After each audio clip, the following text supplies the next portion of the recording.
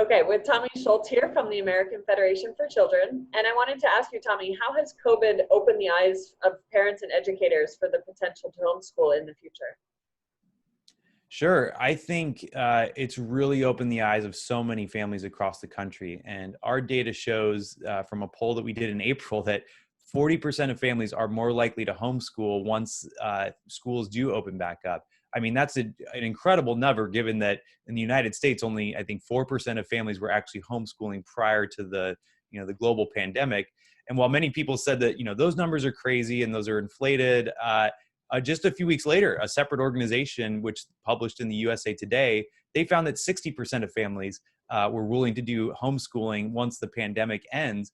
And so I think that, as time drags on, clearly families are more and more eager to do homeschooling for any number of reasons. And we want to provide them as many options as possible, especially given, the flip side of the statistics that we've seen to where the vast majority of school districts aren't even attempting to do home education or virtual check-ins or learning with their students, which is a real tragedy because I mean, we're spending $15,000 per kid in the United States when it comes to public schooling.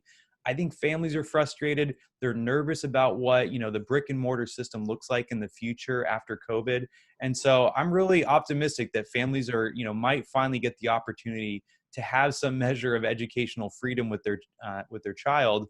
And I'm hopeful too that policymakers see this. They feel that pressure. They feel that leverage that families are now exercising against them to say, we want more options. We want to engage in home education, and you need to provide us some policy mechanisms to allow us to do that. Because clearly, spending $850 billion per year just to have it so that more than 65% of kids can't do reading at grade level, something has to change. And I think it's a tragedy in some ways that this had to be forced upon us due to a global pandemic, but I think in a lot of ways there's going to be some really dramatic improvements for the better due to this whole COVID pandemic.